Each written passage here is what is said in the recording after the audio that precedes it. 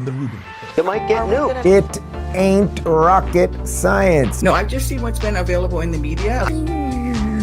Boom, narco-terrorists go flying. A 30-year-old white man. He had a huge ass. I'm not changing a thing.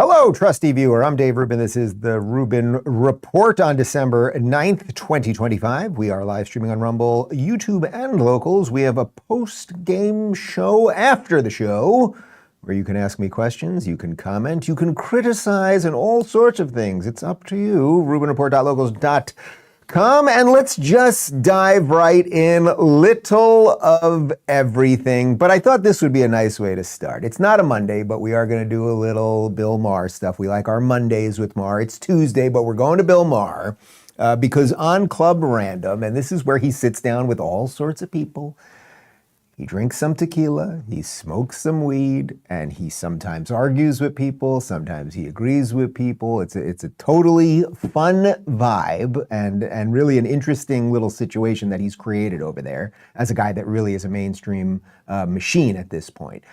He had my, I guess you would say, former friend and colleague from the Young Turks, Ana Kasparian, on. Anna, for those of you that don't know her, she's a lefty, progressive. She happens to be Armenian, which she works at a place called the Young Turks. The Young Turks was the name of the group of people in Turkey who committed the Armenian genocide, killed about 1 million Armenians, but let's put that aside for a moment.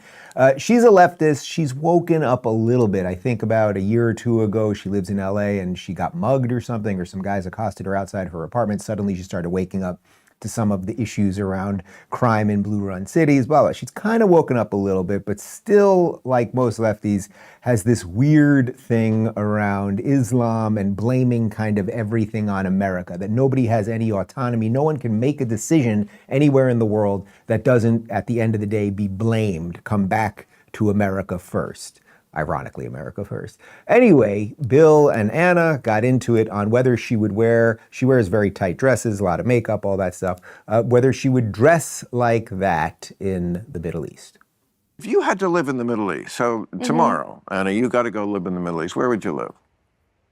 You can pick one city, any city. You can, as far away as, say, Pakistan. You could live in Karachi. You could live in Cairo. You could live in Amman, Jordan. You seem to love Lebanon. I mean, Beirut's nice when the bombing's not happening and the assassinations have stopped. Where would you live? What city would you live in? Well, where do you think you'd be comfortable in that dress? I'm sure it would not be comfortable in this dress in any of the various Middle Eastern countries that have been destabilized by You're not really blaming it on whitey. Listen. Are you? You're blaming Islam on whitey? Okay, we didn't record what I said during, okay, good. So I'll just try to be nicer here. Look, the obvious answer, you can see what Bill was doing and doing it quite well, and you can even see in her answer that she doesn't want to say the truth because it's obvious. The obvious answer, if you are a female who wants to live as you wish to live and dress the way you want to dress and put on the makeup that you want to put on and date freely and not be accosted by men and all of those things, the place you would go obviously is Tel Aviv, or you could literally be in Jerusalem and you would be fine too, even though that's way more religious. But she is a leftist, so she has what I think you can call Israel derangement syndrome. So of course she has to blame. The reason she can't wear her tight dress and put on her makeup and flaunt her sexiness is because of America, because America forced these people and their societies to act like savages. It's completely absurd. You could see she couldn't even believe it. And Bill, that is Bill just at his best, like just not taking any BS. Anyway, it continued. I'm not blaming Islam on whitey. But what you're saying is we destabilized. That's why you can't wear that dress? Did we not destabilize? Wait a second. We were funding terrorist organizations in Syria during the Syrian civil war. Starting under the Obama administration. That's why Did that not destabilize Syria? No, what's destabilized? There's a literal Al-Qaeda terrorist We're talking about as a your leader. dress. Why? It looks good. I know it looks why, good. You're saying you can't wear that dress in Syria because of whitey destabilizing? I didn't say that. Okay, that's You're what putting it words in my mouth. Okay, great. But That's the what United it States sounded did like. destabilize various But Middle I Eastern asked about countries. the Are you going to dress, deny that? and I went asked about the dress, and you went right to destabilize. So is that why you couldn't wear that dress? Why couldn't you wear that dress? Why couldn't you walk down? You want me to talk about Why- jihadism I- and I- Islam, but like, Why won't you? Listen. Why won't you? I mean, Why? I don't believe in jihadism, which is why I'm furious. it's not that You don't believe in jihadism, and yet you won't condemn it. She won't give an answer because she knows at the end of leftist logic, this is the Red-Green Alliance. Why is it that the lefties, the like queers for Palestine, are aligning with the very people that would behead him, right? Because it's a quest for revolution to destroy the West. And that's what she, as a leftist influencer, let's say, is interested in. So she knows the answer of where she could wear the dress, and she knows the answer of why she can't wear the dress in any of those other places. And it is because of Islam. Now, I'm not even saying Islam has to change. You want to have your countries and see them as they say fit. We can judge them accordingly, but I'm not for us changing them, right? Like they can change themselves if they see fit, right? Like, and maybe as time goes by and as the internet becomes more ubiquitous and they get more access to information, maybe they'll have bottom-up revolutions against the people that put them in these outfits and all of those things, but that's up to them. But the fact that she's running cover, she's a lefty, they're supposed to be for women, and they're supposed to be for minorities, and they're supposed to be for my body, my choice, and all of those things. And at the end, and Bill just does it brilliantly, it's a very obvious, open-ended question. Where could you wear that dress? She can't say Israel because that represents the West. It's the place they hate most. And she can't say the reason she can't wear it in the other places is because of Islam, because Islam is the thing that they have put at the height, at the top, at the pinnacle of their their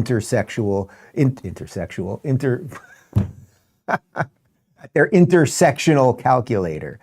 So it's interesting because she is, I don't mean this, look, hate these like little interpersonal back and forth things, but there's something interesting going on with her because as so many, as the lefties, as by and large, all of the lefties have gone completely woke and insane and everything else, she occasionally comes off as slightly sane, so she's getting a lot of play in right-wing media, but I think she just got fully exposed right there as just another leftist shill. At the end of the day, you will bow to Islam while you are in that dress in the comfort of America, rather than just say what the obvious truth is. However, there was something nice that happened in all of that beyond what Bill just did right there. Yes, that is Kopal sitting right in the middle there. So if Kopal can do nothing else, it will give you a good time. You can take two people who diametrically are opposed, one who isn't particularly bright. So I guess that's the lesson. Kopal, it's good for bright people and not so bright people. And by the way, there's a 10% off Christmas sale right now. Go to drinkkopal.com. We got a couple thousand bottles left. We have crushed, by the way, we're trying to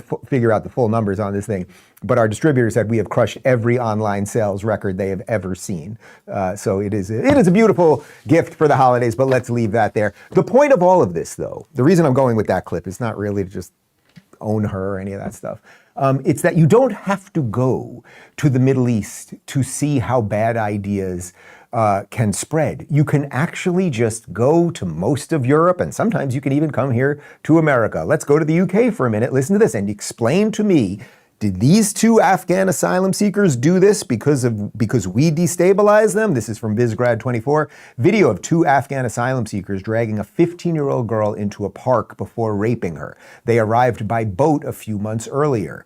She filmed herself being dragged into the bushes. Her lawyer says the video is so horrific that it would cause riots if released. Now, you might argue, if you're a good lefty like Anna there, you would argue, well, we destabilized Afghanistan. I don't even want to bother getting into, well, there was a guy by the name of Osama bin Laden and all that. But their argument would be, we destabilized Afghanistan, so these people have to now come across the world and they have to be part of our societies. Now, even if you believed some version of that was true, did we screw up Afghanistan? We had a 20-year war that no one knew exactly why we did it, and most of the 9/11 people were from Saudi Arabia. I can get on board some of that stuff.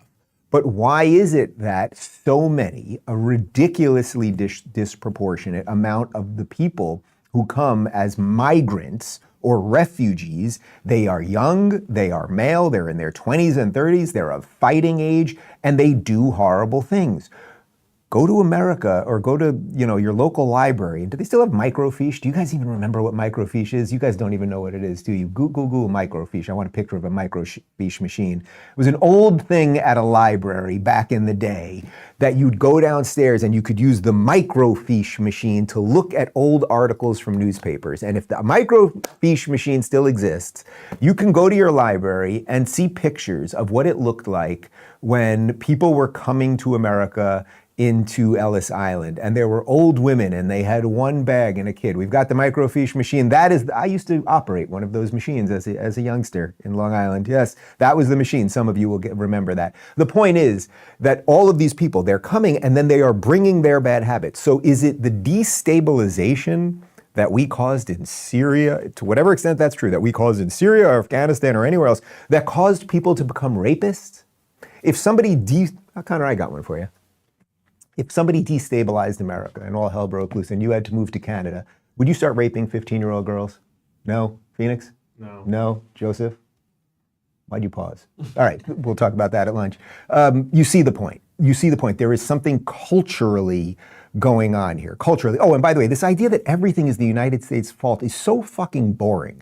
It's boring and it's dumb. Because go to the history of the Middle East. Those maps have been redrawn hundreds and hundreds of times. It is a place that is about conquering and reconstituting states and everything else. But everything is just the fault of the United States since World War II. That's when history began, according to progressives. Anyway, we don't just have to go to Afghanistan or to Syria or some of the other places that Anna refuses to wear that dress wisely, or the UK, where it's probably not the greatest thing to do that. You can also go to Minnesota. Listen to this from Tommy Robinson.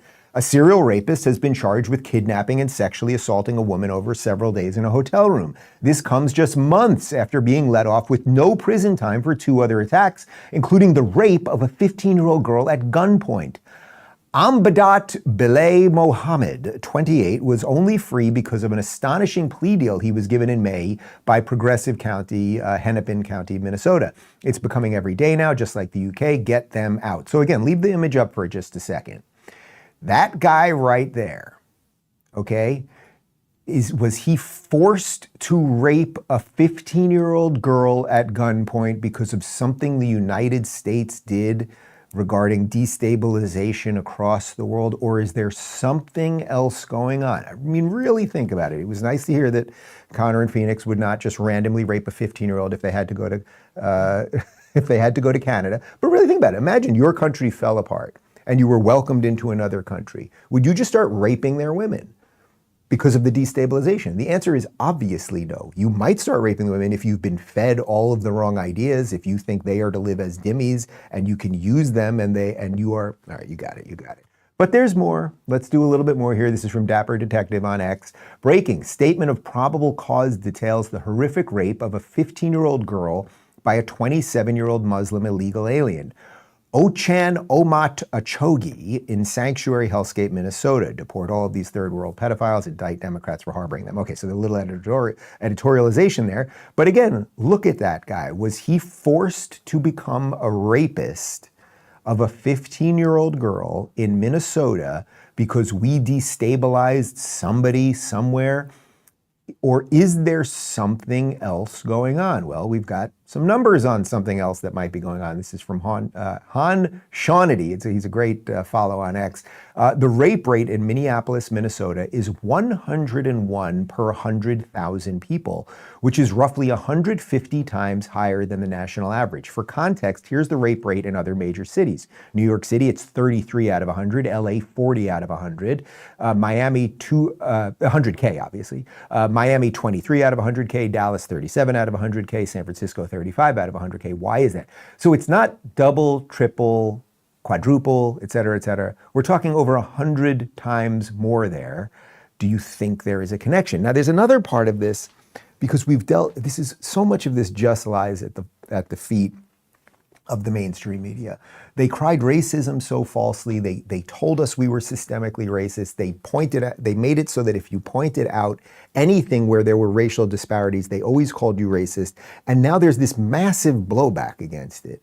But we do have to start thinking about why some of these things happen. So this is, I thought, quite interesting. This is from End Wokeness. Now look at this. 6.4% of Minnesota's population is black. They commit 62% of the crimes. The white population is 81.6. So if you add those two, you get about 91, 92%. Then there's about 8% that's Asian or whatever else. But the white population is about 81.6% of Minnesota, and they commit 30.8% of the crimes. So this is wildly disproportionate. Now that's a little different than because we got destabilized over there. But we have to be able to talk about this, right? That is not anyone encouraging anyone to be racist, and you should only judge anyone by their actions and their words.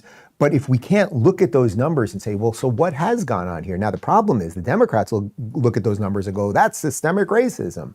What they might want to look at is their own policies, mostly which started in the early 70s, and we've done plenty of shows on this with Larry Elder, who we should have back on soon, and Thomas Sowell and many others, who talked about once the welfare state kicked in, it largely destroyed the nuclear black family. So there were many, many more black households being raised without a father. That causes all sorts of problems. Then you get people on the dole of the government. They don't have the drive to get better jobs. And then you're giving them rent subsidized apartments. It creates the perfect conditions for criminality. Now let's get back to the immigration part of this. Let's go back to Minnesota, where Jacob Frey, you know this guy. He is the most pandering, ridiculous politician perhaps in the country. And here he is talking to the Somali community. And again, note he cannot make a distinction between legal and illegal immigration. And the message that we are sending to our Somali community, to our Latino community, to any community that is being targeted, is that we stand with you. Minneapolis is not backing down. Our police officers will not coordinate with any federal agency that is doing immigration law enforcement work. We stand with the community members that make Minneapolis the extraordinary place that it is, and we aren't backing down. We're rock solid in support of them. Okay, so again, no distinction between illegal and legal. Nobody is going after legal immigrants. Look, there might be, we've talked about it a bunch over the last week or so, there might be a particularly unique problem with legal Somalis due to some of the fraud stuff that we've talked about, the rapes, the criminal gangs. Like there might be something, but I haven't heard anyone, even Donald Trump, I don't think I've heard anyone say the people who got here legally, even the ones that are up to no good, have to be kicked out. There might be an argument for that at some point. Like if you came in legally, you're first generation, and you're just wrecking havoc. Like there's probably some argument about that. I'm not even sure what the legal issues would be around that. But he's saying the Somali community, the Latino community, any community that is being targeted. They're not targeting the Somali community or the Latino community or any community just based on some sort of immutable characteristic. They're targeting illegals. That is what ICE is doing. So he is breaking federal law when he, as the mayor, tells the police, do not work with ICE. He should not be the mayor of New York City. And by the way, the guy who's going to be sworn in about 2.5 weeks in New York City, Zorhan Mamdani, or as we like to call him, Moron Zamboni, he is also telling the police of New York, do not work with the federal government. It is illegal. He shouldn't even be allowed to be sworn in, but it's New York, and good luck with all of that. But how else are things translating over in Minnesota? Well, check out the Winooski School District right here. Oh, this is in Vermont. Sorry, this isn't even Minnesota. Well, good for Minnesota, spreading the love. Yeah, they're raising the Somali flag there in Vermont. Bernie must be thrilled about that. And as far as I understand, I did a little digging on this. Do we have an image? Look at this. Look, after school. That's right. You can get the Female Genital Mutilation Club at that school in Vermont, right? And look at those scissors. You get to keep the scissor, too. It's very, very exciting. Oh, the wonders of AI. But as long as we're talking about the Somalis of Minnesota, who, again, undoubtedly, there are individuals who are America-loving, proud to be here and everything else, right? But some of them aren't. And I would say the main one who ain't is Ilhan Omar, who's recently comparing Stephen Miller, a Jew, to the Nazis. Here's Jesse Waters on that. His white supremacist rhetoric, it reminds me of the way the Nazis described Jewish people in Germany. Oh yes, Stephen Miller, the Jewish Nazi. Omar's not the only one comparing Miller to Nazis. This Somali councilman has been on the warpath. Obviously, everyone knows that our president is racist, xenophobic, Islamophobic, and we are going to fight that. It's not this Somali's first rodeo with the race card. When Minnesota first got word of the fraud, he threatened to call everyone Hitler if they cut him off. When I heard that MDE took this step to really stop feeding the kids in the middle of pandemic, my office had to do something. But I'm one of those people that push back and call it what it is, which is racist tactic. We are up against something here, guys. We are really up against an infection in the system. If America is a body, we have an infection. And this infection, it's like, how do you stop an infection when it's constantly being poked at and prodded, right? Like the body starts healing. And how has the body started healing? Well, in the 10 or 11 months of the Trump administration, we closed the borders. We stopped the illegals from coming in. So now the infection could start healing.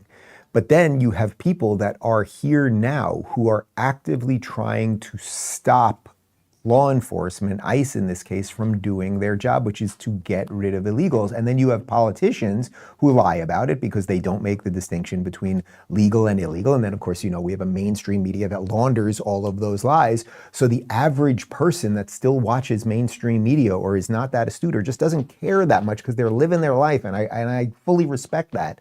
They're confused about what the issues are because they're like, oh my God, ICE is coming in and grabbing grandma off the linoleum floor, as Jon Stewart said. And it's all complete lies. The other part that they have to do beyond the lying is they have to overly emote about everything. Here is Gavin Newsom, who we confirmed yesterday does not have testicles, about Stephen Miller. He's about cruelty and chaos. Yeah. I think there's a cruelty to him. I really do. And I'll say that honestly about a lot of people. Where do you think that comes from? I don't know. I don't want to. I don't know him, so I can't analyze him except from afar. Quite literally, people are disappearing. Yeah. The scream that you can't unhear what you hear or see in these videos of moms that are losing family members. Those screams are real. I was with a 16-year-old kid who couldn't even look me in the eye because his mom and dad disappeared, going to the same job they went to for 20 years at a vegetable packing place in Ventura County. That's Stephen Miller. This is the suicidal empathy thing that Gavin talks about. Or that Gavin talks about, sorry, Gad Saad talks about. First off, you want to talk about cruelty? Do we have an image of cruelty that he has done? Yeah, this is cruelty. This is cruelty, and it's all over your state, Gavin Newsom. This is the fentanyl fold. These are people who are everywhere in Los Angeles, everywhere in San Francisco, who get hooked on drugs, largely because of an open border that you are all about, right? You were telling Trump he was a racist the entire time. So that is cruel, but you don't care about those people because those are legal citizens. Now, as for the 16-year-old kid who couldn't look you in the eye, now I don't know where all these videos are. There's all these videos of all these people who are being unpersoned and disappearing. Now, first off, anyone that's being taken out of the country is illegal. I don't have any. You can look for yourself. Don't even trust us. Show me some video somewhere, please, someone put it in the comment section, of people who are legal and being taken out of the country. Now, in the case that he's talking about, my guess is two parents who were illegals. So they chose to come here illegally. They probably, I don't know if they brought the kid over with them or they had the kid here, in which case he's an American citizen, but then they made a choice in their lives. They might be perfectly good people and they might have been working hard and wanted to participate in the American dream and all of those things. And that's just fine. But there are people waiting in line right now, right? You cannot let everyone in. If you have a party, a dinner party at your house, you don't just put a sign outside that says, everyone come, free filet mignon. No, because you have a limited, finite amount of filet mignon and you can't give it to everyone. So you're not empathetic. It's fake. It's fake empathy. When you have endless empathy, you actually end up being really cruel. And that is what you are. Meanwhile, Donald Trump is trying to clean it up. He's doing a hell of a job and he's getting some accolades for it. We'll have more on that in just a second, but first, Shopify. If you've ever shopped online, chances are you've bought from a business that is powered by Shopify, and there's a reason so many businesses use it. Shopify doesn't just make it simple to buy, it makes it incredibly easy to start and run your own business. It's the commerce platform behind 10% of all e-commerce in the U.S., powering everything from household names to brand new startups. With Shopify, you can choose from hundreds of beautiful, ready-to-go templates to express your brand style. You can manage everything in one place, from inventory to payments to analytics, and even grow your audience with built-in marketing and email tools. So if you want to see fewer abandoned carts and more cha-chings, it's time to check out Shopify. Sign up for your $1 per month trial and start selling today at shopify.com/Rubin. That's shopify.com/Rubin. All right, so Trump is cleaning things up. He's cleaning things up within our country right now, closing the border. About 650 to 700,000 illegals out so far. But again, to the backdrop of it could be 20 million that came in 4 years, it's a drop in the bucket. And we've got a lot more work to do. And thank God he's president for 3 more years. That's one thing. But he's also cleaning up a lot of the world. He has wrapped up 8 wars. We have at least a temporary ceasefire and maybe a broader chance for peace in the Middle East. He's working on the Russia-Ukraine thing, and he's getting, as I said, accolades for it. Just yesterday, he received the FIFA, that's the World Soccer, or as you people call it, Football Association, Peace Prize. Here's President Gianni Infantino giving it to him.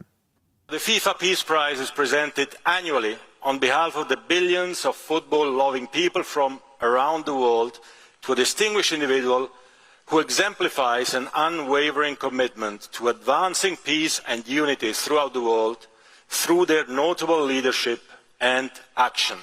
Awards the 2025 FIFA Peace Prize, Football Unites the World, to Donald J. Trump, President of the United States of America. Okay, so there's something particularly interesting about this because this is a sports organization. Now, we make fun of soccer here in America. It's not really my thing, but like it's huge all over the world. They didn't have to give it to Trump. They probably were sitting in an office, somebody at the FIFA World Headquarters, wherever that is, going, you know, this maybe isn't a great idea because we're going to get a lot of pushback and everything else. But they went ahead and did the right thing. Here's Infantino on Trump's track record and why he got the award. I was lucky, Mr. President, to witness a few years ago, the Abraham Accord signatures. A few months ago, in Sharm el-Sheikh, the peace in the Middle East agreement regarding Gaza. I was in Malaysia and Kuala Lumpur for the peace between Cambodia and Thailand. Yesterday here in Washington, the Washington peace agreement between Rwanda and the DRC. Thank you. Well, thank you very much. This is truly one of the great honors of my life. And beyond awards, Gianni and I were discussing this. We saved millions and millions of lives. The Congo is an example, over 10 million people killed, and it was heading for another 10 million very quickly. And it just, you know, the fact that we could do that, India, Pakistan, so many different wars that we're able to end. Yeah, and that's Trump at his best, off the cuff. Just telling the truth, right? Like outside of the, oh, this one's a garbage country or anything else, like the truth. And the truth is that by exercising American strength, not by bombing the crap out of people, but by exercising American strength and a moral standing in the world that if we don't exercise, someone else will. And I hate to tell you, but nobody, Russia, China, they ain't going to be as moral as us. We've started to clean these things up. So India, Pakistan, Abraham Accords, Gaza, they just went through the list, right? And it doesn't mean it's all going to be perfect, but this is one of the strange things as we're watching some of this weirdness on the right from, say, like the Tucker Carlson crew that want America to have nothing to do with the world. Philosophically, I can get on board some of that stuff. Like, you're an American, you should only care about America, but America doesn't exist in a vacuum. So with no real cost to us in terms of blood, and soldiers or anything else, by exerting influence, by saying, here are our allies, here are the bad guys, start coming together, let's figure some things out, we've made the world more peaceful. When we back out of the world, it creates the vacuum for the bad guys to get in there. That's just a reality that you cannot get around. Here is Scott Jennings over on CNN explaining that Trump has many, many accomplishments. He points out to what he thinks his best is. First of all, he's got a great track record of solving conflicts around the world. The United States is engaged in many places and brought countries that were in conflict to a peaceful resolution. That's good. Number two, I think one of his greatest accomplishments, bringing home the living hostages from Gaza, getting a ceasefire there in the Middle East, trying to expand the Abraham Accords. That's a great thing. And number three, even on Venezuela, I mean, look, we're attacking people that are doing the opposite of bringing peace to families in the United States. I mean, when we let this poison into our country, we're effectively letting in terrorists. I think the president believes deeply in peace. I think he has a track record of it. And I think the FIFA guy came up with a great idea. And it's great for our country that we're having the World Cup. And I'm glad the president is leaning into it with the head of. Yeah, of course, every word of that is right. And you can decide for yourself what you think the best thing that Trump has done over the years as it comes to these peace deals is. But all of these people, you know, right now, there's a certain set of people, again, a sliver of these people on the right, but they're very loud online, who are like, oh, we're going to invade Venezuela and it's regime change and all of these things. It's like they're actively committing war, depending on how you want to use the word, on us. If you flood a country with drugs and kill their citizens, that is a type of war. Missiles aren't the only way you can kill people. You can degrade a society through drugging their young people and destroying their cities. That might be one way to do it kind of in slow motion. And by the way, the opium wars, I mean, this is not, the idea of drugging another population as an act of war is not just suddenly new right now. So Trump isn't going for Venezuela because he's for war. In essence, he's trying to end a war that's already on our soil. Now we will jump over to the ladies of The View and, well, shocker, shocker, they are less than enthused about Trump getting all these awards. The thing about this peace award, this peace medal, it's a piece of metal, yeah. Yeah, it's a piece of metal. Correct. It just, I think we all know that Obama lives rent-free in Trump's head. And he has for a really long time. And I think the fact that President Obama got the Nobel Peace Prize is still living rent-free in this president's mind. And he wants the Nobel Peace Prize. He's probably not going to get the Nobel Peace Prize. I don't think he's worthy of the Nobel Peace Prize, quite frankly. If you show up with a tchotchke, preferably covered in gold, and give it to the 3-year-old in the Oval Office, he will be entertained and he will be happy. Right?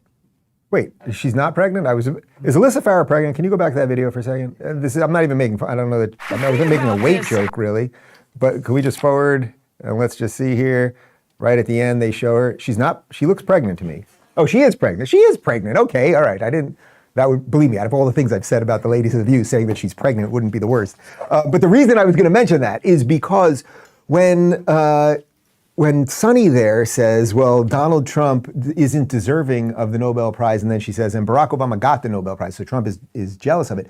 Alyssa, you're the pet Republican there. So they must be contractually that once per show you have to say something roughly sane so that we can pretend you're the conservative. Why didn't you turn to Sunny and say, well, Sunny, why did Barack Obama get the Nobel Peace Prize? And then Sunny wouldn't have known what to do, because if you remember, Barack Obama got the Nobel Peace Prize before he was even sworn in as president. They gave it to him for literally no reason other than he believed in hope and change and he had nice teeth.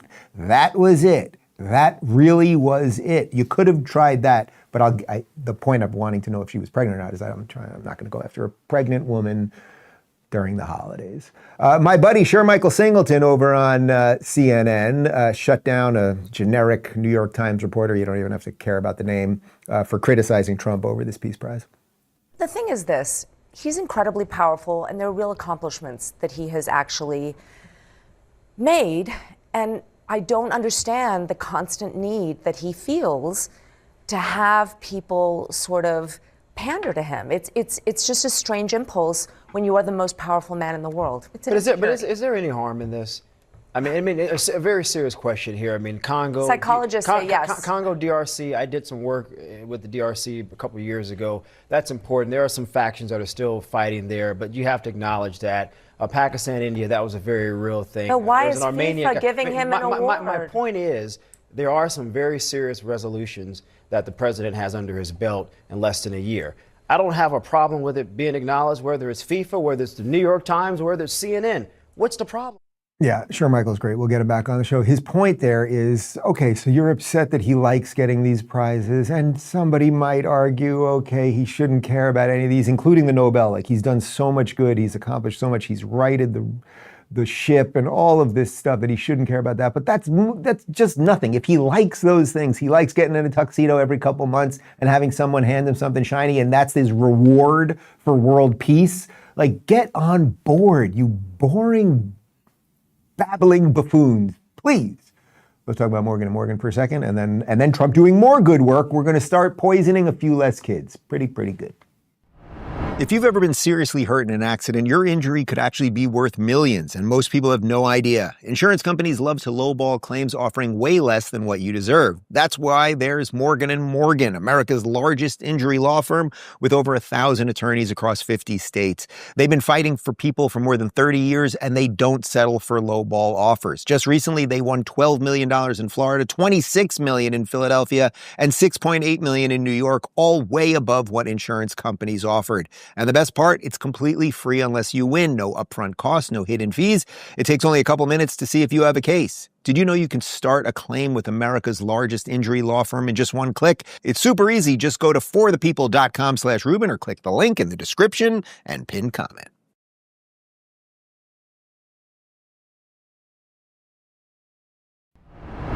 You know, I think the day of the election, or maybe it was the day after the election, I tweeted something like, it's not that these people think Trump's a racist, it's that they think he actually might be a success, and that's what they fear most.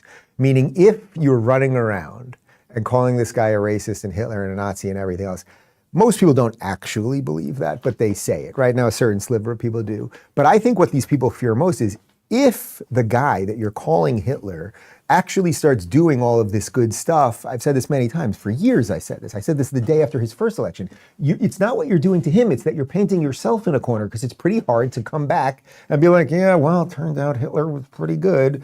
Like, it just doesn't work. And Trump is doing consistently great things and doing the very things that he promised to do. And now listen to this. I mean, this is quite literally life-changing for Americans right now, from Reuters. President Donald Trump on Friday welcomed U.S. vaccine advisors, scrapping a long-standing recommendation that all American newborns receive the hepatitis B shot, and signed a memo to review aligning child immunization recommendations with best practices from peer-developed countries. If the health secretary and CDC director determine these best practices are superior to current domestic recommendations, they are directed to update the U.S. core childhood vaccine schedule to align with such scientific evidence and best practices from peer-developed countries, while preserving access to vaccines currently available to Americans, a White House fact sheet said.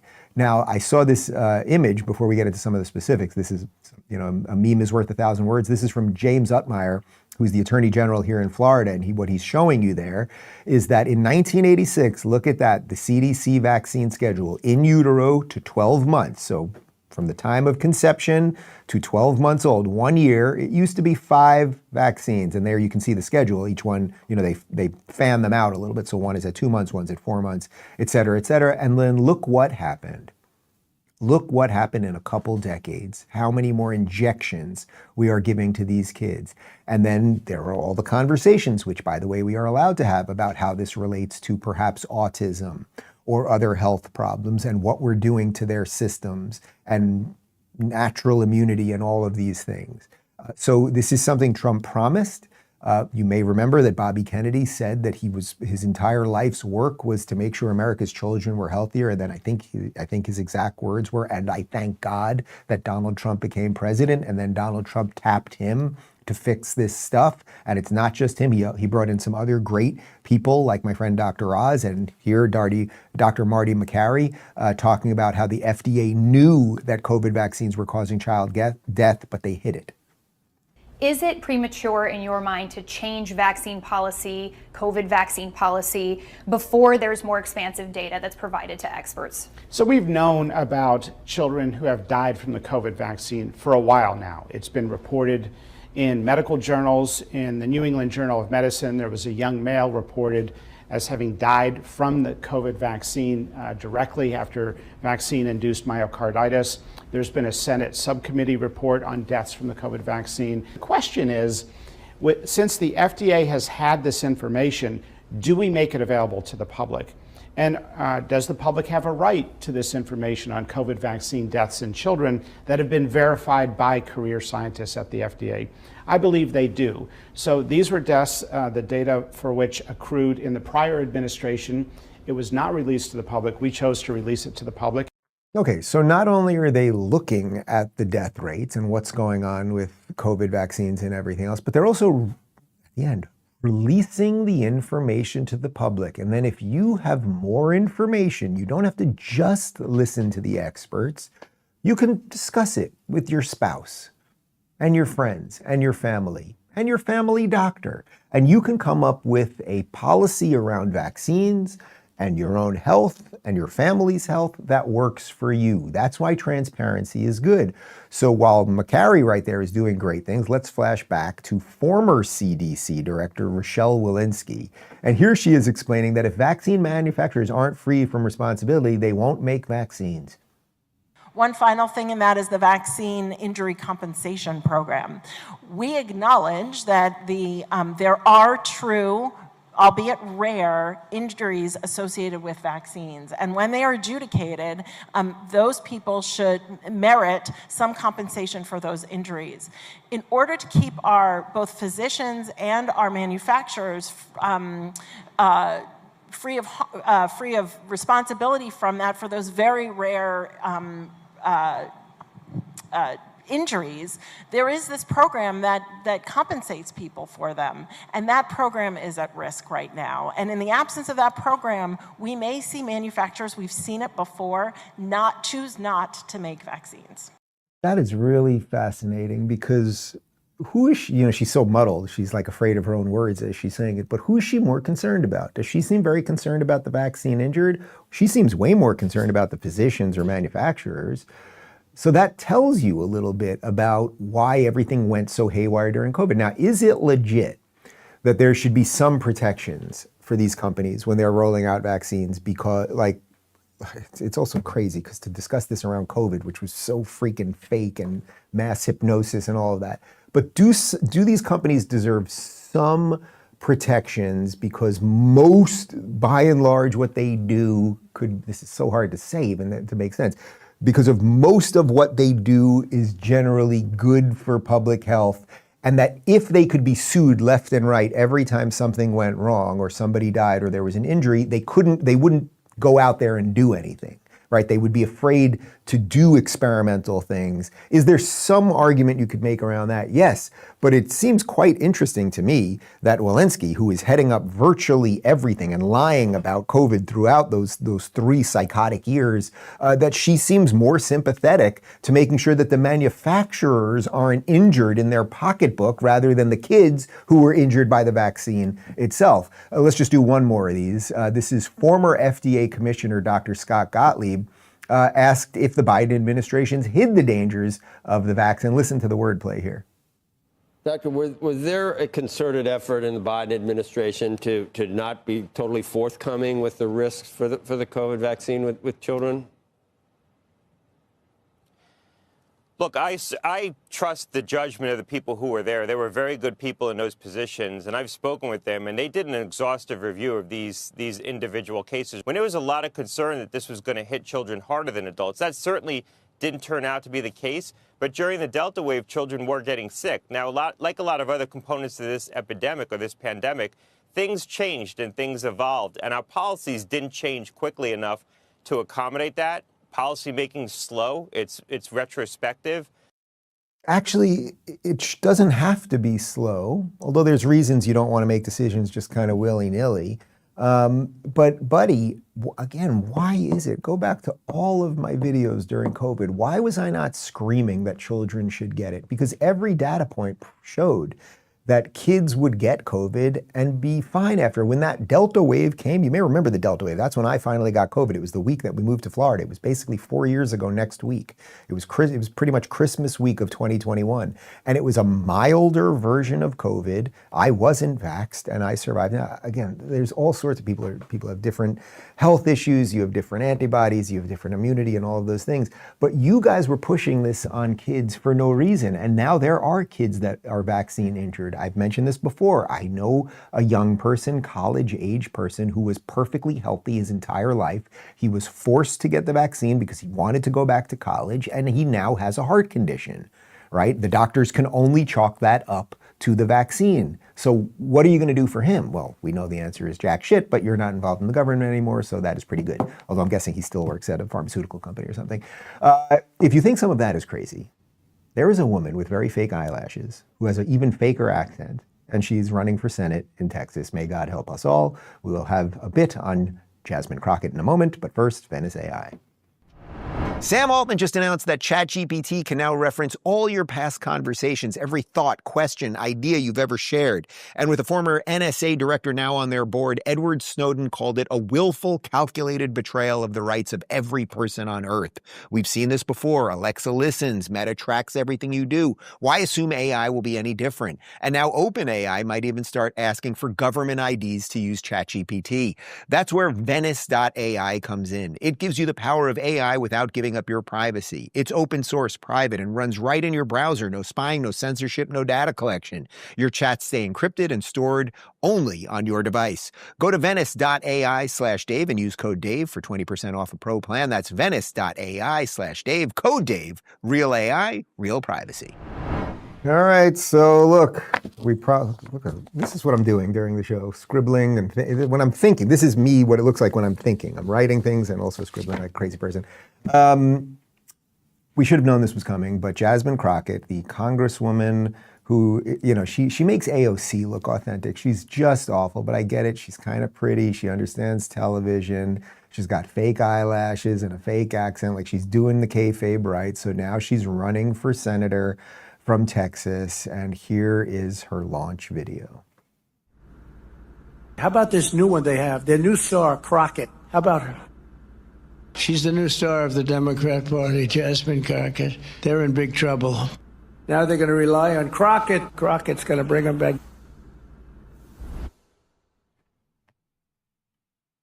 All right, so look, we're getting another version of Mamdani right now. It's going to be slick, the ad, you know, whether, look, of course, it's just drivel. It's nothing like, it's not a positive affirmation or anything. What she's trying to say is Trump fears me. That's what it is. And that's often what Mamdani ran on as well. But you're going to see this. It's going to be slick. It's going to have the right music and the right lens and all of these things. And the media, and this is something we're all part of in some sense, you end up talking about it, and it Streisand affects the entire thing, right? There's like a little story that maybe we should all ignore, and in a sane world, it shouldn't matter to me that much who one of the senators is from Texas. But then we do start talking about it, and it becomes culturally important. So she is going to run, and here is her intro. They had a rapper come on stage and introduce her with a little rap ditty. Can we? Let's get into it. Okay, she ain't never scared and she ain't never been always willing to go toe-to-toe against the president. I can't wrap my head around someone who votes Republican. She advocates. That's it? We can't play the extended version? No. I don't care for rap. I don't care for that guy. I don't care for her. It's just like, what are we doing? What are we doing, guys? Anyway, here's Jasmine post-announcing, saying that people think she can't win because, yeah, she's black. When people come together, so I'm asking you to tune out those intrusive voices that say she can't win because she's black, because she's a woman, or because she's a Democrat. If you believe women should be in all spaces, then I ask you to stand with me, especially in this moment. There are a lot of people that said, you gotta stay in the house. We need our voice. We need you there. And I understand. But what we need is for me to have a bigger voice. Yes, that's what we need in America, more of her. You see how intersectionality just dumbs everything down. She wants to make it seem like people were like, don't run because you're black and we don't want black. But nobody cares. If you're a qualified black person, that's great. And don't run because you're a woman and they don't want women. It's like nobody cares. If you're a woman and you're qualified, that's great, right? Especially people on, let's say, the right side of the aisle don't care about those things. And if anything, when a black woman happens to show up that is qualified and knows what she's doing and is running for the right reasons, they go go out of their way to support them to prove that they're not racist, because some of this shit still does stick. Now, you said you're a black and you're a woman and you're a Democrat. Now, yes, you're a Democrat, which is probably disqualifying in a sane society, but I don't know that we're quite there on that. She also, interestingly, doesn't want black people to pay taxes. Just this past week, I saw, I don't remember which celebrity, but it was actually a celebrity. And I was like, I don't know that that's not necessarily a bad idea, but I'd have to think through it a lot. One of the things that they propose is black folk not have to pay taxes for a certain amount of time, because then again, that puts money back in your pocket. You three crack-ass motherfuckers paying taxes. You suckers. You fools. You white fools. Buck Sexton, my friend from the Clay and Buck show, he saw that video. He tweeted this.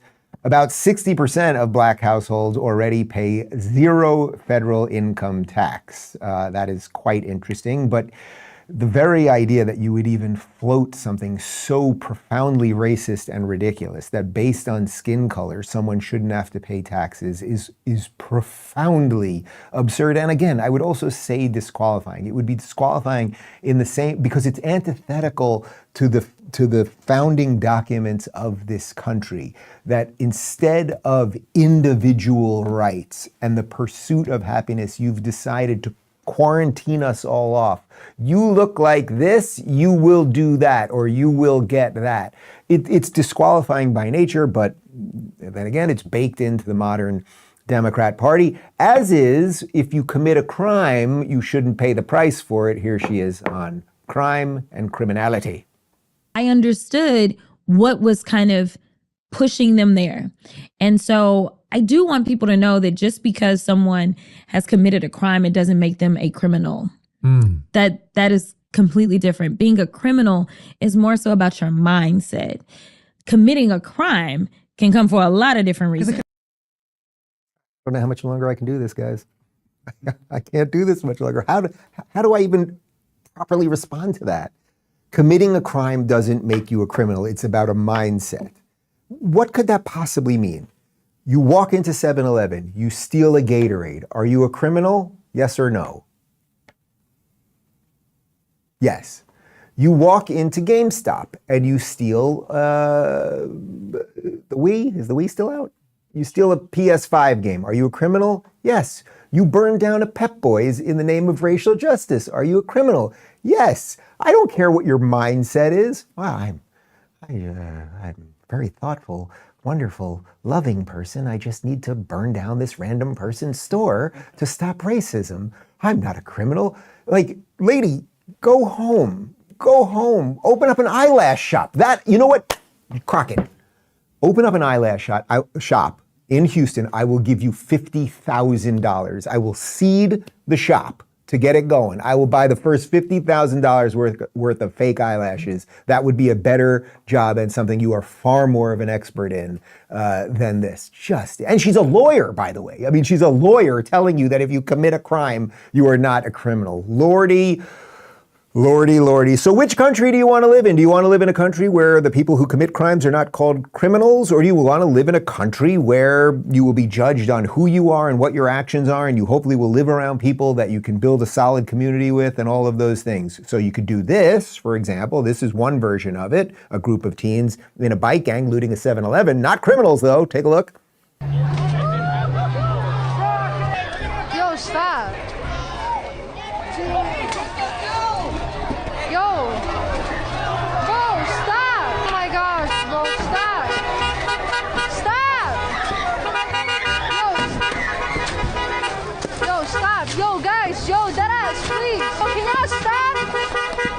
I'm so serious right now. Get out. Get out, please. Nah, bro. I'm not just stop, bro. Nah, yo, bro. Nah, don't go, bro. What are you doing, bro? It's not worth it. Get out, bro. It's worth it because they don't got my face on it. I'll pay 1,000, 2,000. It doesn't. What could I do to help? Could I help? What does dead ass mean? Dead ass means like real. Yo, dead ass. Don't steal those Takis. Come on, man. But if you're stealing the Takis, let me get one of the extra spicy. You see, so we've endorsed this. The kid there who's wearing the mask and says, in essence, it's okay because I'm wearing a mask, meaning I won't get caught. It makes you think a lot about all the rioters we have and the Hamas people on the streets and everything else, and the conditioning that a generation of young people got by being told to put their masks on so they wouldn't kill grandma. So that's one way we can do it. We can just do more of that. And that's obviously the Jasmine Crockett way, because what she would tell you is it was a mindset. As long as their mindset isn't criminal, those people stealing the Gatorade, throwing the shit out there, poor guy, that guy who's probably came to America legally, working a real job, trying to get the American dream done. He's the victim in this thing. The Democrats don't care about him. But we can go that way, or perhaps we can go another way. Here is Erica Kirk. It was the Sabbath is not just a nice idea. Mm-hmm. It's not just a day of rest for the religious or nostalgic. Mm-hmm. The Sabbath is God's answer to a culture spinning out of control. And it is his ancient rhythm and sanity planted like an anchor in a world swept away by currents and chaos. And he said, 6 days we work, build, engage. On the seventh day we stop, not because we're weak. Not weak. We stop because we're human. Mm-hmm. He did not just write this book, he lived it. So when you feel something so deeply and you've experienced it and you lived it, you want to be able to tell other people, look, this will change your life. I know it might sound simple, but sometimes the best answers are the most simple ones. It is truth. This is Charlie's last book. So people can write books all about my husband and what he believed and what he said and analyze his videos. These are his words. And when you read them, you feel him come to life. It's powerful. And that kind of seems like the divide. We can have chaos and no one will take responsibility for everything, and politicians that will excuse awful behavior and media that will launder the lies around it. Or you could take a little stock in your own life. And, I tweeted out a few weeks after Charlie's death that we are trying to observe the Sabbath to the best of our ability here in honor of Charlie. Jews call it Shabbat. That's from Friday night sundown to Saturday night sundown, to at the very least be off the machines and try to be more present with your family and friends. We try to go to my sister and husband and cousins on Friday night, little holla, enjoy the holiday and some family. We don't do it every week to the perfect ability, but we're trying a little something. You might do it on Sundays. But you can take a little stock of your own life, your own habits, and maybe there's something to those old stories that God worked for 6 days, took the seventh day off, and that's what Charlie's saying we were supposed to do. And maybe that is, I take a month off. When I started taking the month off the grid, Ben Shapiro tweeted at me once and he goes, Dave, you don't have to take a month every year, that it's baked in. Once a week you could do it. It's baked in, meaning Shabbat, meaning the Sabbath. So maybe there's a reason for some of that ancient knowledge, and it is not all crazy. And by the way, that book I think is out today, right? The book is out today. It's Charlie's last book. It's called Stop in the Name of God, Why Honoring the Sabbath Will Transform Your Life. Another thing that will transform your life is the post-game show coming up in 30 seconds. RubinReport.locals.com. Goodbye.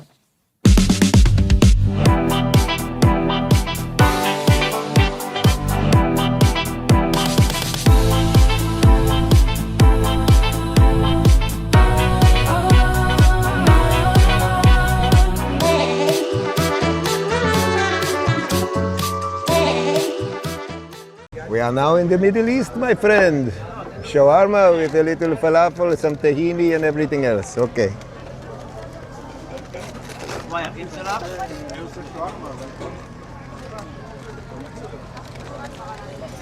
That's good.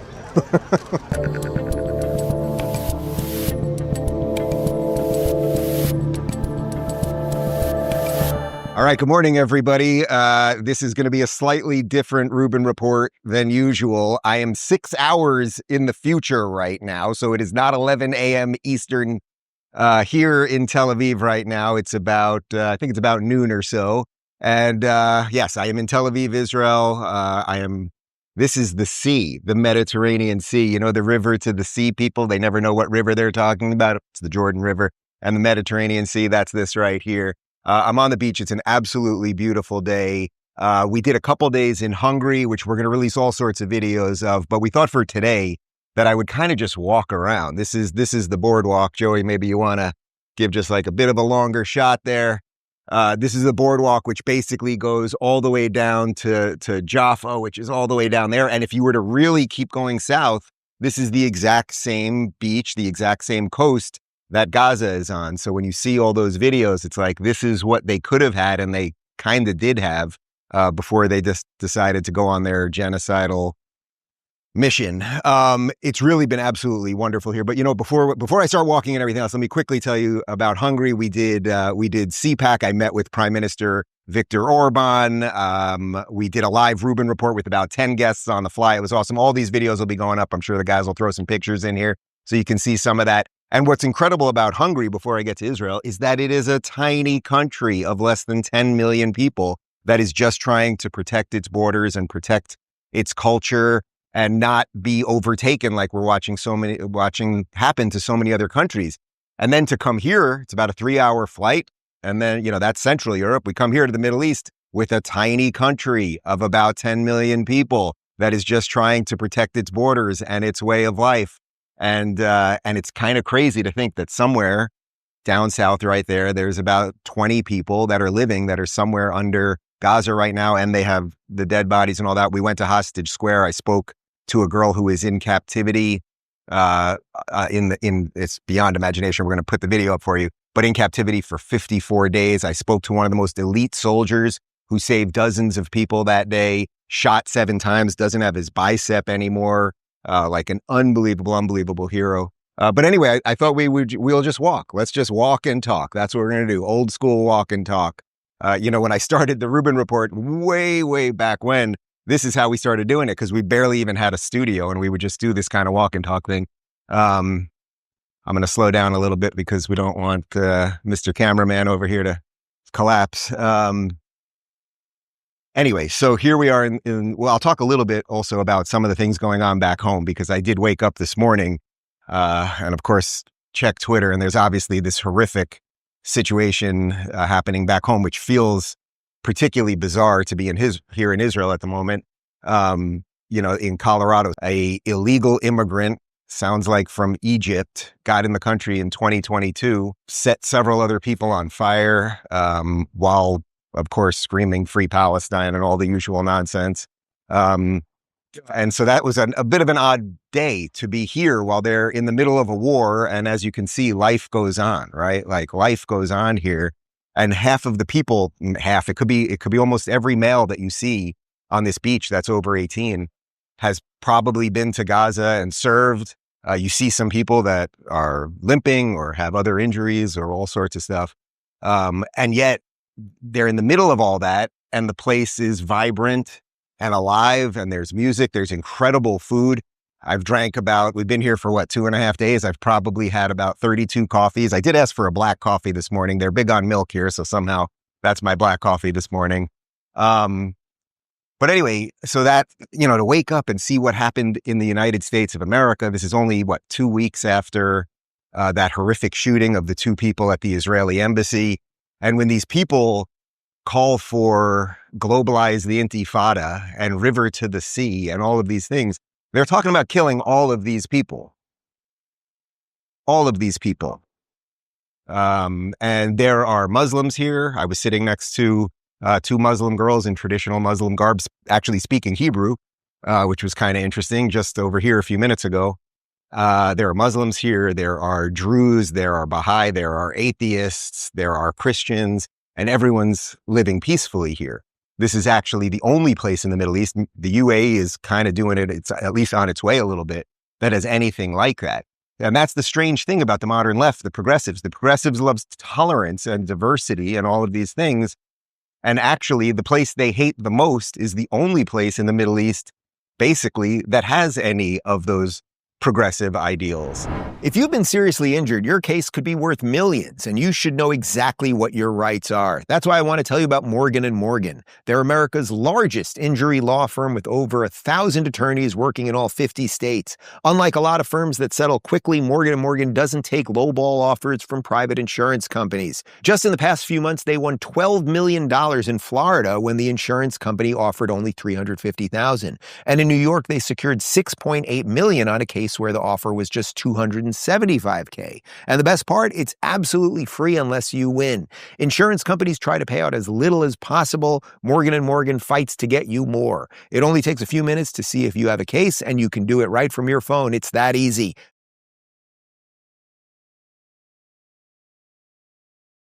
I saw a clip this morning of Real Time with Bill Maher over the weekend. You didn't think I was not going to somehow talk about Bill, did you? And I know he had Jake Tapper on, and I watched their conversation. And Jake, I think, is really starting to see what time it is and wake up to some of what he's been part of and everything else. And, you know, I've said repeatedly on the show that I don't consider Jake a bad actor. I think he's probably a decent human. Yes, I've made fun of him a lot. We've done 5 weeks of Douchebag of the Week, and he's won 2 of those awards. But I see that he does seem to be earnestly waking up. And I always, because of my own journey and everything else, I always want to be sensitive to that sort of thing. So I do, in the spirit of peace and everything else, because Jake is going on every show, I would like to welcome Jake to come on my show. And of course, I will treat him as I treat every guest, which is with respect and decency. And if I've said anything untoward about him over the years, it was always in a kind of jokey manner as I was making a point, right? Like that doesn't excuse any of the sort of cover up that he was involved in as it relates to Biden.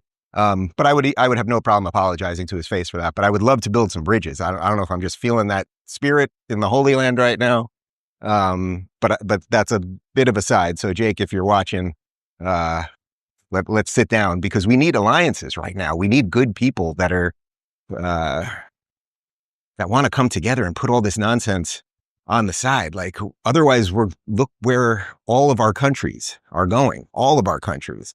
Like in America, are we just going to wake up every 2 weeks and okay, they shot these 2 people and they burned these women and children, and oh, it happened. Okay, it's happening to the Jews now, but you guys know it never stops with the Jews, and then they'll do it again to somebody else, and again and again and again, and we'll end up shredding all of the good things that our ancestors came here and built, and all of that. So maybe it is because I'm in the Middle East. I'm feeling like a little bit let's do some peace. Let's do some peacemaking. You know, they're really trying to do it here. So let me put that there. Just put a pin in that for now. So Jake, I'd love to do it. But, you know, as far as the peacemaking and all that, and the endless focus on this place, you know, every time I talk about Israel, you know, I always bring up what a small country is. It's the size of New Jersey. New Jersey, its borders are only a couple miles wide left to right. It's absolutely tiny. And yet you can be at the beach and then ski in the mountains in the north, sometimes depending on what season it is. It's rather short. It's also, they have the Dead Sea, which we're going to tomorrow, which is literally the lowest place on earth where you can, you know, float in the salt. You can't even swim. But it's so absolutely tiny. And everyone that I've talked to here, and I've tried to talk to people across the political aisle, I've actually tried not to talk about politics that much. You know, like there's a certain amount of talking about the war. Like, what do you do? And almost everybody says the exact same thing, regardless of young or old or whatever it might be. Young or old, left or right, male or female, it doesn't matter. Everyone basically says the same thing, which is they just want the hostages back. That's it. They don't want to be at war. They want nothing to do with the Palestinians. Like, obviously, like if you get the hostages back, like there's still a problem in Gaza for sure. You could build the tallest wall ever, and maybe that's what they have to do, and they'll figure out some other things. But if anyone wants this war to end, all these people, the river to the sea people, the Free Palestine people, the Globalize the Intifada people who are burning up people in America and taking over London and taking over France and everything else, like if you want peace, which I don't really think they want actually, but if you want Gazans not to be killed anymore, just release the hostages. It could literally end while I'm doing this video right now. And what you have to think about is, why do none of those people call for that? And the sad truth, and it's just a sad truth, is they don't want peace, right? They want a piece of this. And by a piece of this, I mean, they want all of it, right? I mean, you go through the history of this place, and there was never a country. I mean, I know you guys watching this know this, but you know, there never was a country of Palestine. There was the British Mandate of Palestine that was part of the British Empire. Before that, it was part of the Ottoman Empire. there are headlines. Oh, I can show you here. So these are some of the hostages. Well, several. There's the Bebis baby. So several of them no longer alive. But you'll see, Joey, maybe you can scan over here for a second. You'll see, I don't even know. In some places, you'll see these ribbons everywhere, and you'll see the pictures everywhere. And in some places, they'll put something on the picture that will say whether they're alive or dead or where they released or whatever it might be. These two, I think, if I'm not mistaken, I might be mistaken, so someone can check this on me, but I think these two are brothers. And if I'm not mistaken, these are the two brothers who, when Hamas released the coffins of the Bebis family in that most sadistic, twisted thing that they did, what was that, 2 months ago? They took those brothers there, told them they were being released in a car, videotaped it, and then brought them back in. I mean, it's just unimaginable, some of the things they were doing. I talked to the hostages who lived in the most psychotic, broken legs, getting surgeries just so that they could stay alive, but no anesthesia because they would prefer the hostages be alive. Being told that, if they're about to be rescued, that they're just going to shoot them in the head. The glee, one of the girls was just talking about the glee that these people endlessly had because they had a Jew. And ironically, one of the girls I talked to also, she was Arab. Her mom's from Morocco. So she even knew Arabic. She knew how to talk to these people. And it's just pure evil. And to see now, nobody wants war here. Really, nobody. There were no Jews in Gaza beforehand. No one wanted anything to do with Gaza. But this whole idea that the war should end now, or they should stop, or Israel is being so mean, or all of these things, like, what would be more righteous than for a country to get its citizens back? What's the purpose of a nation state, right? And I would say that about any nation on earth. Like, it is your duty to protect your citizens. So for all these people that are like, Israel should just wrap it up and they should stop bombing and blah, blah, blah, they're doing it for the most righteous reason you possibly could, which is to save what I think they now believe is 20 living hostages. And I think there's about 60 bodies they would like to retrieve as well. So they have to keep going. They know they have to keep going. They can't stop, and they can't listen to Macron or any of these other ridiculous European leaders. I mean, I saw videos last night of Paris just absolutely burning because of the jihadists on their street. And it's like, Macron, you want to point to Israel so that it's like giving catnip to the people in your country to keep them from coming for you. And it's the same thing in the UK. You have a huge jihadist problem, and you think, we'll just kind of throw the Jews under the bus. That'll buy me a little bit more time, but they're still going to come for the palace. Then having just been in Hungary, where they've closed the borders, right? They've closed the borders. They know who's in their country. And because of that, it is safe, and they are defending themselves. And one of the things that I found out in Hungary is that they are paying 1 million euros a day to the EU in fines because their borders are closed. So that means they pay 365 million euros a year just to protect their own sovereign borders. That's how evil all of this stuff is. We got into that with Viktor Orban. But every country has a right to defend its borders and defend its people. So this idea, so you want the war to end? I would like the war to end. Literally everybody here, it's the same thing over and over. But particularly in Hostage Square, which they have now, it's every single day, hundreds and often thousands of people show up on Saturday nights after Shabbat. That's when we were there, and that's when it really starts getting busy, and it becomes, there's huge speeches and music and all of these things. And they have one of the cars there that was burned out and had an RPG hit it. And, it's literally unimaginable stuff. The girl was telling me about the lice she had on her arm, and she would drink literally one capful, not a cup, a capful of water a day for several days while she was down there, and eat moldy pita while they would make her cook food for them. I mean, it's unbelievable. So anyway, so it seems to me that regardless, you don't care about the Jews, that's fine.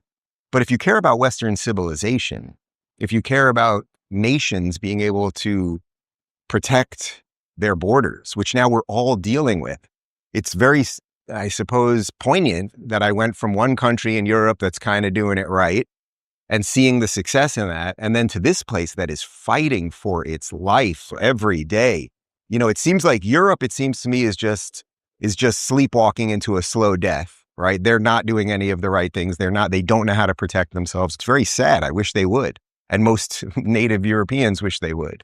There's nothing wrong with British culture. There's actually a lot of great things about British culture. There's nothing wrong with French culture, but they seem unable to defend themselves. And then at the same time, as I said a moment ago, then they feel the need to pile on this place where not too far from here, because it's so small, a guy named Jesus was born. And this place where the Jews, every single Jew, if you're the most secular, non-religious, non-believer, whatever, what do? You celebrate Hanukkah during Christmas time, right? And what's the story of Hanukkah? It's the Jews defending the Judean hills from the Greek invaders. And every Jew celebrates that. And then these awful, I would say, jihad adjacent Congress people that we have, like Rashida Tlaib and Ilhan Omar and AOC, they will wish Jews a happy Hanukkah. And then they also don't want Jews to live in the Judean hills. It's absolutely absurd. I should also note that 20% of Israel is Arab. They are Israeli Arabs. They have complete equal rights.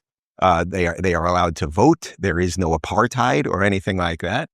There are disputed territories in Judea and Samaria because when the British Empire ended, it offered a partition plan. It said, we'll split the land between the Jews and the Arabs. There were no people called Palestinians at that time. When people talked about the Palestinians, they meant anyone that lived here.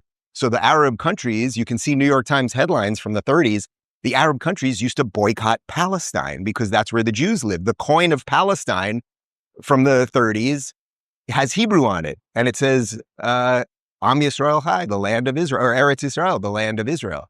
So people are completely confused about the history, of course.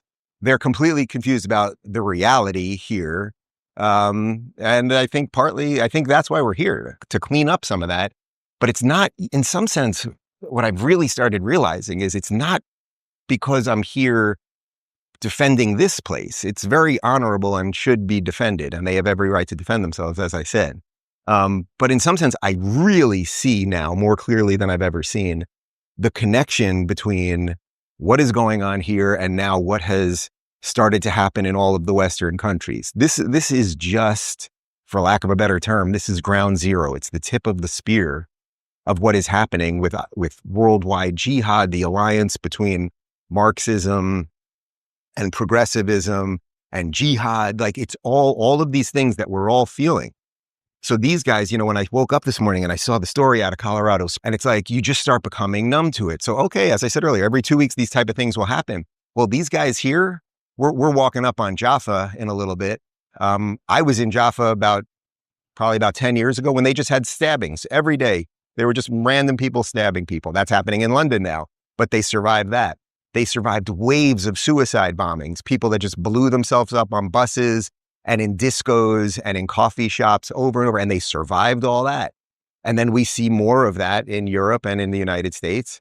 And so these things are just deeply connected. If this place goes down, like, you don't have to care about the Jews. You really don't. But everyone that wants to live freely should care about freedom, and you should care about liberty. And if this place goes down, this is the little Satan, as they say. America's the big Satan. But if this place goes down, you think all of the bad forces that we're talking about are just going to be like, all right, guys, let's go home. Wrap it up. We got rid of those pesky Jews in the Middle East. No, then it's game on for everybody. It's so obvious. And I think it's one of those things that once you see it, you can't unsee, which is kind of scary, I suppose, and depressing. You guys know I'm all about logic and reason, and here's some simple logic. If your feet are killing you at the end of the day, you need new shoes. That's why I love G-Defy shoes by Gravity Defier. They're built on real science, not trends. Their patented Verso Shock technology absorbs harmful shock, returns energy, and is designed to align your body and makes walking, running, and standing feel effortless. Whether you're out and about or just on your feet all day, G-Defy makes every step better. Right now, you guys can get 30% off orders over $120. Just text Rubin30 to 91888 or visit gdefy.com and use code Rubin30 at checkout. Use logic, choose comfort, G-Defy. the thing that I said a moment ago about the Europeans just kind of sleepwalking or just dying a slow death, watching the slow death of their countries. Douglas Murray wrote The Strange Death of Europe. He wrote that 10 years ago, probably. It's like they're just going along with that. And these guys, they are out there fighting every second. So I guess to wrap this up, I would say, how about this? If you disagree with everything I said here and you're watching this and this guy freaking Rubin and Israel and blah, all the stuff, right? How about this? You want the war to end? How about instead of chanting river to the sea, because this place is never going to be erased. It's never going to be erased. It's eternal. It's been here. It will always be here. How about instead of chanting that, you just take all of that energy and all of those signs, and instead of locking Jewish students from entering campus at Columbia and Harvard and all of the evil that we've now seen proliferated everywhere, how about you just start chanting, release the hostages? And if you get the hostages released, it all ends. So if you love the Palestinians, which of course these people don't love the Palestinians, the Gazans, they don't love them. Nobody, not one person, Egypt has a border with Gaza. They could have opened it up on October 8th and saved everybody, but they don't love them. They don't love them, and we all know that. No Arab country wants these people. Why is that? Why is that? So there's a lot of hope here. There's a lot of hope here, and I hope people will start seeing that and see that something really beautiful. This is what the Gazans on October 6th, their beach looked pretty close to this. Their buildings looked kind of close to this.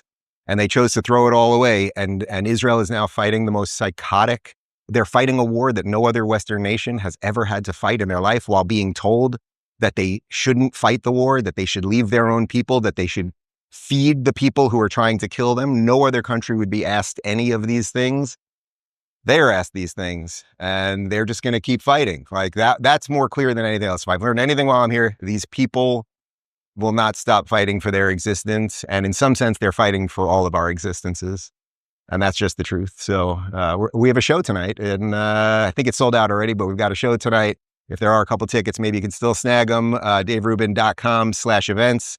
That's in Tel Aviv tonight. We'll be in Jerusalem in 2 days from now. I don't even know what day it is. Today's Monday. On Wednesday, the 4th, we'll be in Jerusalem, and we're going to go to the wall again in the Church of Holy Sepulchre. And as I said, we're going to go down to the Dead Sea and do a bunch more. We're working on a couple interviews that we're going to put together. And there you go. Shalom.